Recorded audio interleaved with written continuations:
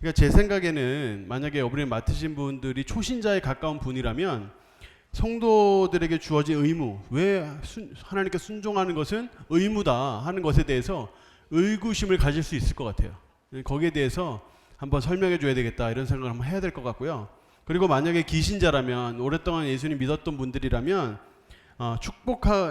성도의 삶을 축복하기 위해 하나님의 수단이다, 순종이. 그래서 순종하면 하나님이 나를 축복하신다. 이 부분 또한 좀 이렇게 그걸 아마 더 궁금해하실 것 같아요, 기신자들이. 그래서 그런 것들 한번 짚고 넘어가야 되겠다. 그러니까 문제를 읽으면서 내 청중이 함께 공부하는 이 제자 양육받는 우리 팀원들이 어느 부분에 더 신경 쓰고 어느 부분에 더 관심 갖겠구나 해서 그 둘 중에 한 것을 좀 강조해서 한번 설명해 주는 것이 중요할 것 같아요. 그 요한복음 15장 10절이 있는데 한번 같이 한번 읽어보겠습니다. 자, 시작.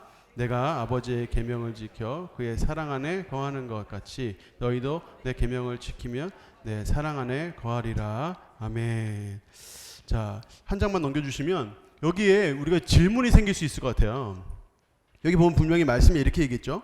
내가 아버지의 계명을 지켜 그의 사랑 안에 거하는 것 같이 너희도 내 계명을 지키면 내 사랑 안에 거하리라 그랬거든요. 그런데 여기 보면 순종하는 사람만 그러면 사랑해 주신다는 거네, 이렇게 되는 겁니다. 그렇죠. 이 말씀만 보면 순종하는 사람만 사랑해 주신다는 거네. 순종 안 하면 안 사랑해 주신다는 건가? 이런 생각을 할 수 있어요, 자연스럽게. 그죠? 이게 정말 기브 앤 테이크인가? 주는 대로 받는 것인가? 근데 우리가 아는 하나님의 사랑은 꼭 그렇지만은 않잖아요.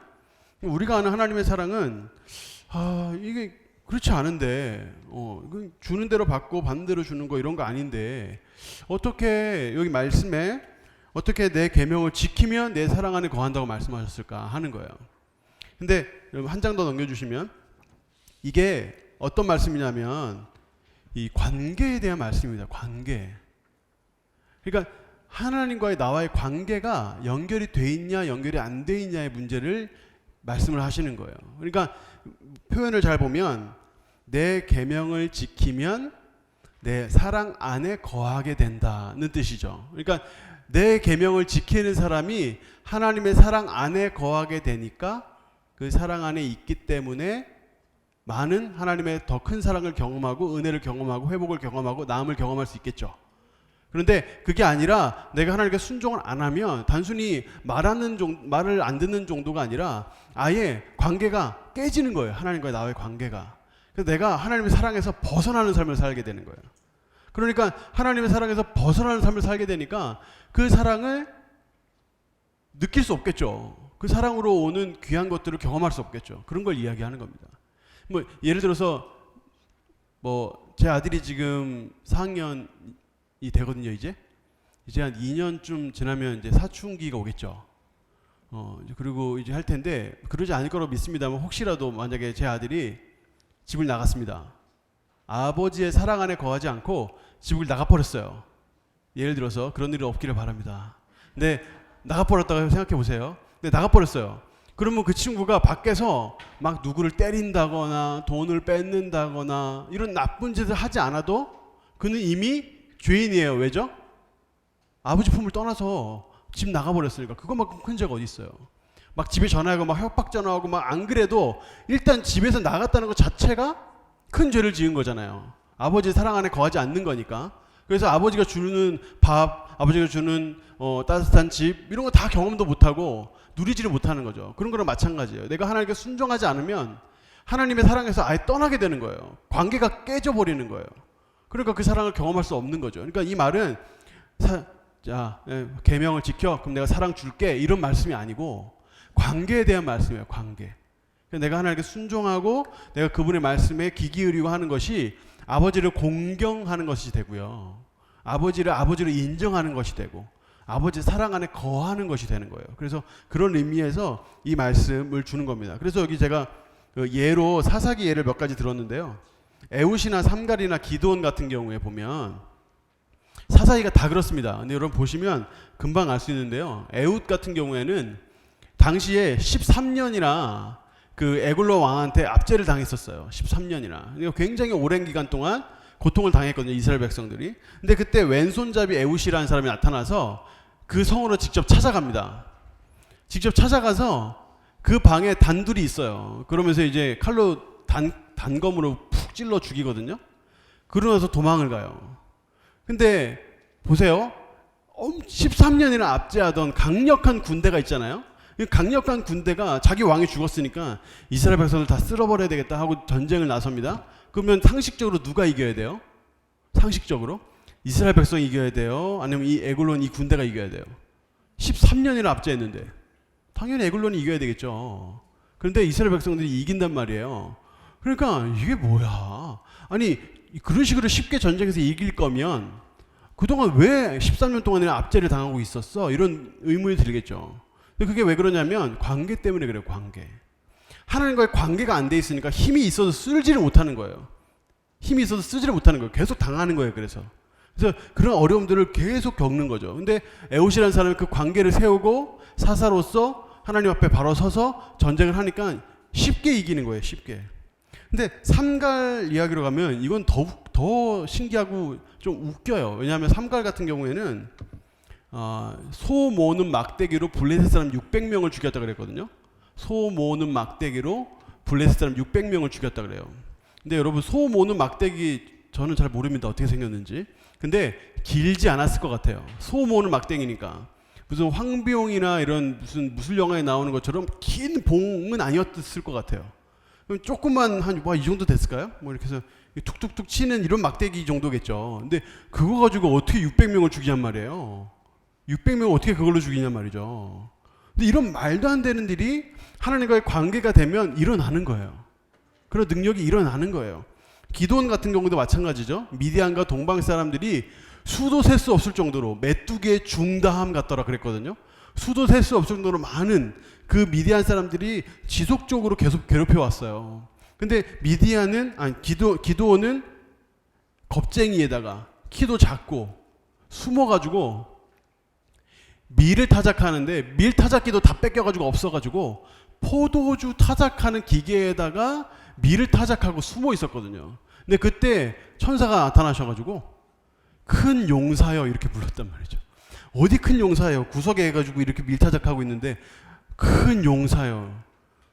우린 지파도 더 작고 그 지파 중에 우리 집은 제일 작고 우리 집 중에 저는 더 작습니다. 그랬거든요. 그런데 그 기드온 세워가지고 그 메뚜기처럼 중다한 미디안 사람들 물리치잖아요. 그것도 이상한 방법으로 300명 데리고 뭐 했는지 아세요? 가서 전쟁한 거 아니에요.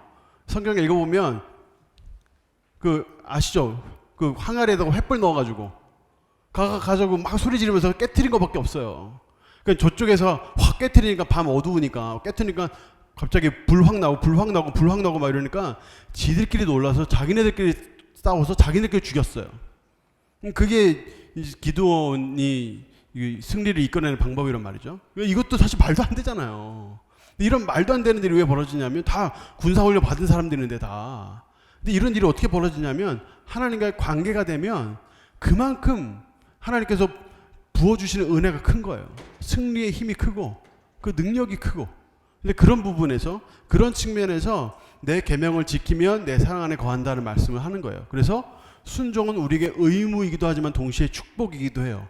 내가 하나님께 순종하는 것은 내 아버지시니까, 내 구주시니까, 내 구원자시니까 내가 하나님께 당연히 그 관계를 세우고 공경하기 위해서 순종해야 되지만 의무지만 동시에 내가 하나님께 그 의무를 지키면 그 아버지 안에서 누릴 수 있는 게 엄청나게 많아요. 그래서 그런 측면에서 순종을 이야기를 하고 있는 것이죠. 그 다음 장 보시면 이제 요한 1서 3장 22절이 나오거든요.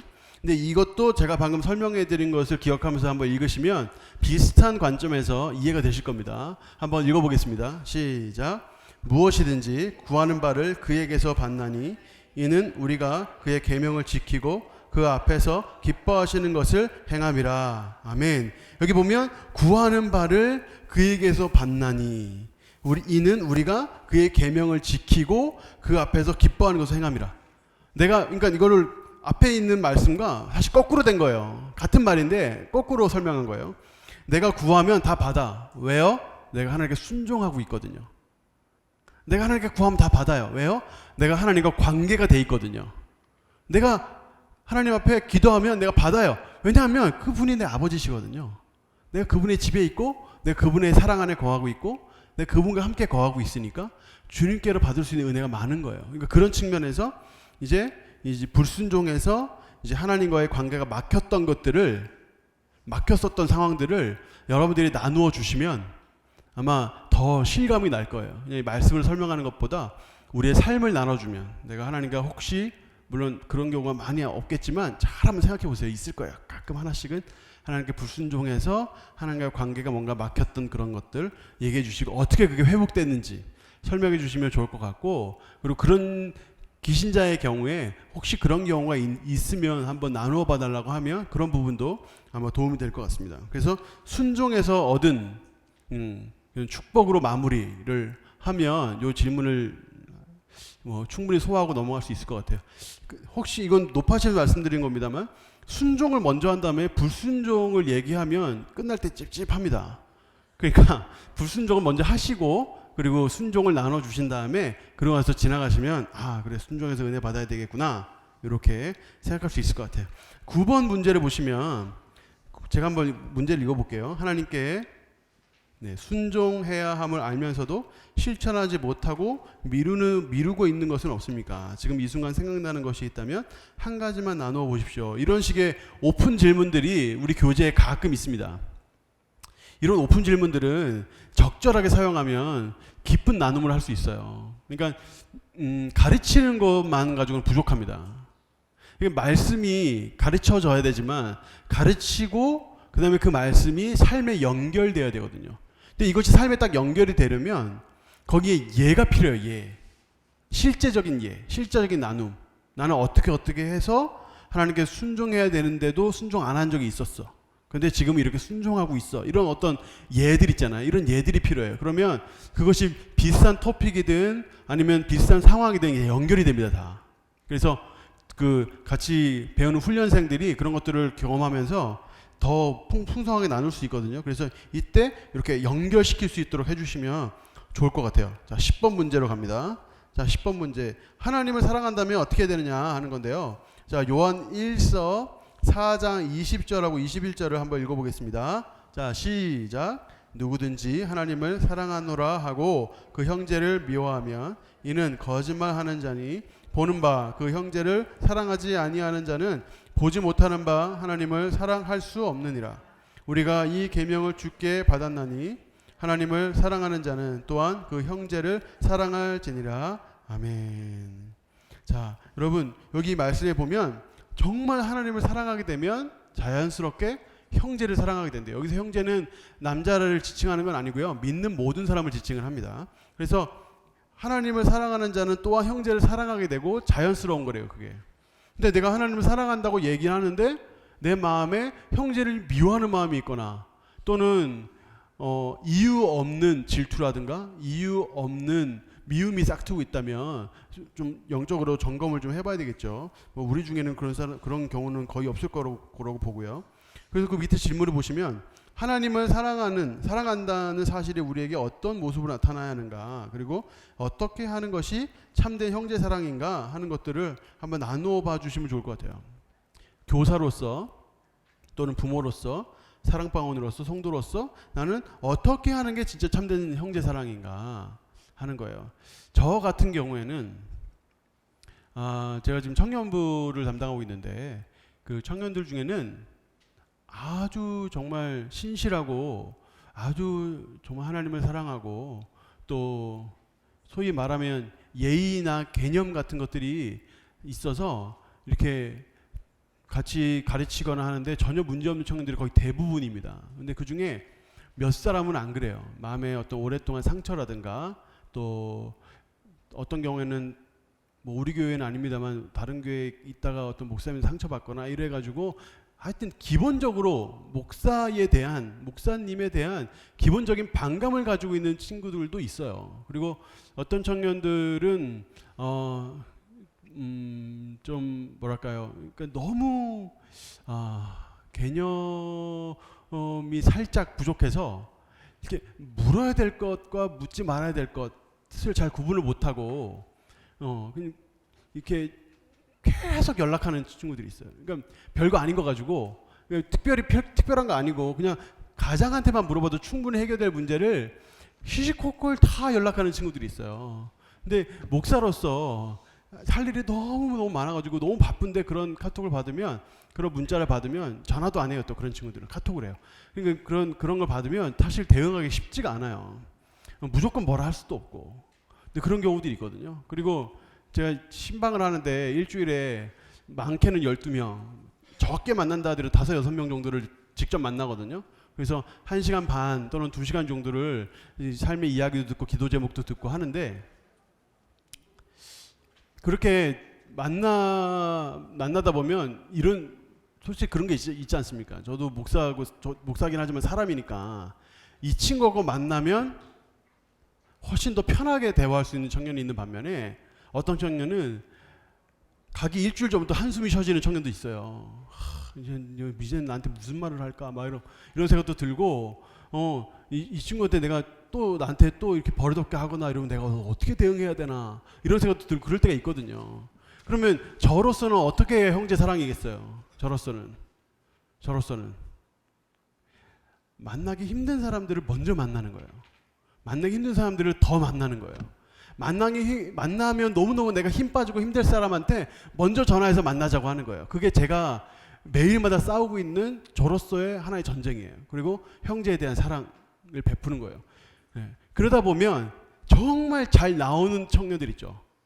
정말 조용히, 정말 너무 개념 있게, 너무너무 착하게 그게 잘 나오는 청년들하고는 잘 못 만나게 돼요.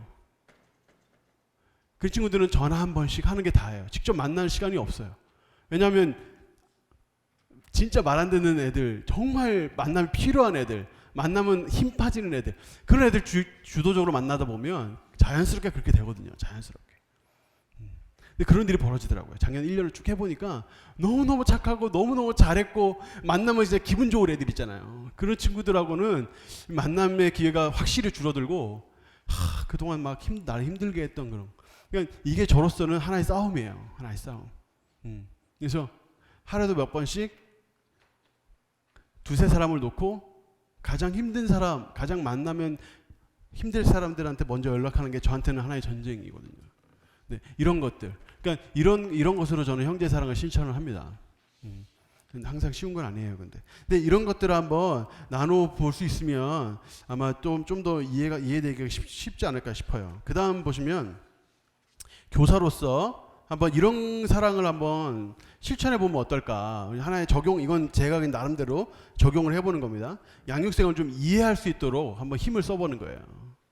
그래서 이 말씀을 읽으면서 이 사람이 뭘 궁금해할지 한번 또 고민해 보는 거죠. 우리 그 내용들 다 아는 내용들이잖아요. 우리 교재에 있는 내용들 사실 어려운 내용들이 없잖아요. 우리가 다 아는 내용들인데, 그런 그 내용들만 그냥 어느 정도 숙지해서 가서 가르치는 정도의 가 아니라, 내가 만약에 이 질문을 함께 읽고 나누자고 했을 때, 만약에 저 상대방이라면 내가 잘 아니까, 계속 공부를 해왔으니까 상대방이 어떤 생각을 할까, 어떤 마음으로 이런저런 얘기를 할까, 그럼 내가 거기에 대해서 어떻게 얘기해주면 가장 좋을까, 이걸 이렇게 하자고 했을 때 실천하기가 뭐가 제일 어려울까, 그럼 실천하기 어렵다면 내가 뭘 도움을 줄 수 있을까, 이렇게 2-3 단계 더 나가주는 거죠. 그럼 그렇게 좀 더 고민을 하고 생각을 해서 나가서 가르쳐주면 훨씬 더 좋을 것 같고요. 물론 잘하고 계시겠지만 그렇고, 그리고 간단하게 손편지나 이런 거 쓰는 것도 도움이 될 것 같아요. 그냥 하나의 엽서나 메모지 한 장도 괜찮아요. 그래서 그런 거, 이제 곧 설이니까 이런 것도 한번 생각해 봤고요. 하여튼 이런 것들도 가능할 것 같고, 이런 것도 한번 해보면 어떨까 싶어요. 그러니까 사실 리더로서 가장 외로우실 만한 분은 담임 목사님이거든요. 근데 사실 담임 목사님께서 이 성도들의 피드백 받기가 사실 쉽지 않고, 더 쉽지 않은 게 뭐냐면 감사 인사 받는 게 사실 쉽지가 않아요. 담임 목사님이 아무리 말씀을 듣고 은혜를 받고 참 교회에서 귀하게 신앙생활 하고 있어도 좋아서 감사하는 마음을 많은 사람들이 가지고 있지만 그 표현하는 사람이 많지 않거든요. 그래서 그런 어떤 형제 사랑, 우리 형제 중에서도 담임 목사님도 형제시니까 그런 어떤 사랑을 표현하는 감사 편지를 쓰는 것도 하나의 사랑이 되겠다 하는 생각을 해봤습니다. 저는 참고로 막 자주는 못하고, 제가 지금 여기 온 지 1년 됐을 때, 딱 1년 된, 그게 11월이었거든요. 1년 됐을 때 뭐 손편지까지는 아니고 메일로 담임 목사님께 감사 인사를 했어요. 이거 담임 목사님 읽고 답장을 주셨더라고요. 이 답장에 또 목사님 또 이런저런 가르침을 주셔서 제가 참 감사했는데 하여튼 그런 것들입니다. 그래서 그런 식으로 저도 한번 신청해 본 적이 있습니다. 쉽지는 않습니다. 네, 사역자에서 더 쉽지가 않아요. 근데 네, 하여튼 그런 게 있고요. 자, 11번 그 다음 장 11번을 보시면 하나님에 대한 사랑은 형제와 교회에 대한 사랑으로 나타나야 한다. 당신은 이 사실에 대해 충분히 알고 있는가? 그리고 당신은 하나님께 대한 사랑이 형제의 사랑과 교회의 사랑으로 충분히 나타나고 있는가? 만약 부족하다면 어떤 점을 고칠 필요가 있겠는가? 하는 부분들 질문들이 있습니다. 그러니까 이런 질문들은 네, 뭐 간단히 이야기하고 넘어가도 될 것 같고요. 앞에 벌써 많이 설명을 했기 때문에 또 뭐 여러 번 또 설명할 필요는 없을 것 같아요. 네, 자 12번으로 가겠습니다. 12번 하나님의 마음으로 바라보라라고 했는데요. 거기 말씀해 보면 좀 긴데요. 그냥 쭉 읽어보면 빨간 글씨로 되어 있는 그 부분부터 좀 읽어보면요. 그러므로 너희는 하나님이 택하사 거룩하고 사랑받는 자처럼 긍휼과 자비와 겸손과 온유와 오래 참음을 옷 입고 누가 누구에게 불만이 있거든 서로 용납하여 피차 용서하되 주께서 너희를 용서하신 것 같이 너희도 그리하고 이 모든 것 위에 사랑을 더하라. 여기 보면 골로새 교인들에게 바울이 건면한 형제의 모습 그 빨간 줄로 되어 있는 거 다 있죠. 그리고 나에게 필요한 모습이 뭘까 한번 생각해 보면 좋을 것 같아요. 네, 저는 용납과 용서가 좀 더 필요할 것 같아요. 그리고 아마 다른 사람도 다 다를 수 있겠죠. 그러면서 왜 그렇게 생각하는지 나눠 보면 좀 더 깊이 있게 좀 이야기를 할 수 있을 것 같고요. 네, 그렇게 할 수 있을 것 같습니다. 네. 그리고 형제 사랑, 우리 하나님 사랑, 형제 사랑의 가장 그 중요한 실천 방안은 기도입니다. 기도. 그래서 여러분 교재에 보시면 맨 마지막 장 보시면 기도 결심하기 이런 거 있어요. 그래서 다음 장 넘겨주시면 나는 매일 언제부터 언제까지 대구 동신교회 교회와 또 성도를 위해서 나의 사랑하는 가족과 양육 교사를 위해서 기도하기 소약합니다. 해서 요 매일 요 시간을 꼭 좀 적게 해서 기도할 수 있도록 그렇게 한번 이끌어봐 주시면 좋을 것 같아요. 매일 시간이 달라도 돼요. 예를 들어 월요일은 내가 다른 스케줄이 있으니까 오전에 기도하고 또 뭐 화요일은 저녁에 기도하고 이런 식으로 각각 이렇게 좀 나눠도 됩니다. 대신에 체크를 좀 해줘야 돼요. 기도되고 있는지, 기도하고 있는지, 기도할 때 어떤 생각이 드는지, 어떤 은혜가 있는지 이런 것들을 좀 체크를 좀 해줘야 됩니다. 그래서 하세요 하고 그 다음 주에 그냥 지나가면 그냥 계속 지나갑니다. 그래서 안 하면 계속 안 해요. 근데 다음 주에 그 다음 주에 한 3주만이라도 기도 어떻게 잘 되고 있는지 물어보고 나도 기도했어 이렇게 해주시면 자극을 받아서 좀 더 이게 정착이 됩니다. 이게 습관이거든요. 기도라는 게. 그래서 그렇게 할 수 있도록 그렇게 이끌어 주시면 좋을 것 같고요. 우리도 혹시라도 이 기도에 대해 소홀한 면이 있었다면 다시 한번 세워보는 것도 좋을 것 같습니다. 네, 이렇게까지 해서 이제 국어를 마치고요. 다음번에 10가를 하겠습니다. 혹시 질문이나 이런 게 혹시 있으시면 해 주시고요. 네. 제가 뒤에 있을 거니까 뒤에 오셔서도 질문하셔도 됩니다. 네, 기도하고 마치도록 하겠습니다. 하나님 아버지, 우리 하나님 사랑, 형제 사랑에 대해서 말씀을 함께 생각했습니다. 우리가 먼저 하나님 앞에 순종함으로 하나님과 나와의 관계를 잘 이어나가게 해주시고 또 그 가운데서 우리에게 주시는 축복과 회복과 나음과 또 하나님께서 주시는 놀라운 은혜들을 더 풍성히 경험하는 우리가 될 수 있도록 인도하여 주시옵소서. 우리를 통하여 우리가 양육하는 사람들에게도 하나님의 사랑이 풍성하게 흘러가도록 하나님 역사하여 주시옵소서. 감사드리며 예수님 이름으로 기도합니다. 아멘. 감사합니다.